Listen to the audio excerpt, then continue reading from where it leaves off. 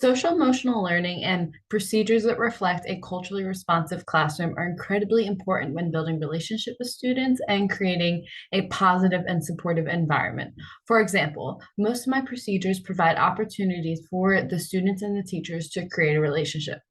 For example, when we line up before we enter the classroom in the morning and the teacher gets to either the students get to hug, high five, fist bump, give a handshake, or say hello to the teacher. And that is the teacher's opportunity to build relationships with the students.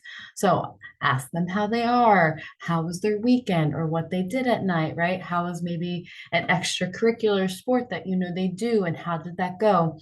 That's your time to show that you care about the students. And other forms of my procedures reflect the culturally responsive classroom.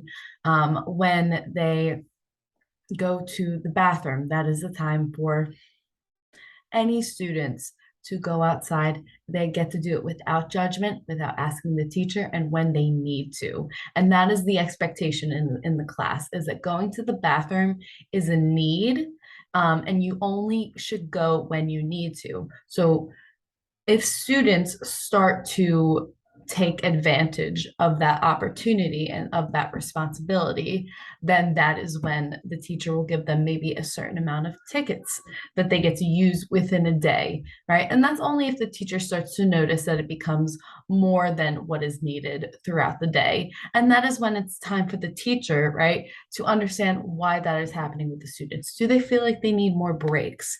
Is it happening during a certain time of day? And these procedures present that opportunity, right? When the teacher can glance at that whiteboard and quickly realize what name is on the whiteboard and what kid is outside of the classroom. And if that name keeps showing up multiple times, more than necessary, that is when the teacher knows that they need to have a conversation with that kid and get to the bottom of the motivator behind the action, behind the behavior.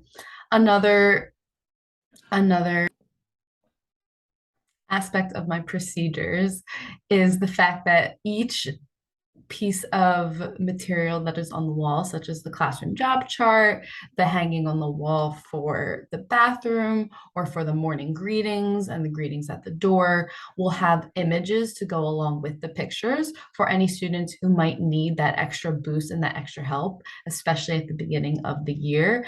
If there are a certain amount of ESL students who speak a different language, right? Say there is a good amount of students in your class that speak Spanish, then it is possible to have those morning greetings where you get to choose whether you hug, high five, fist bump, or handshake with the teacher.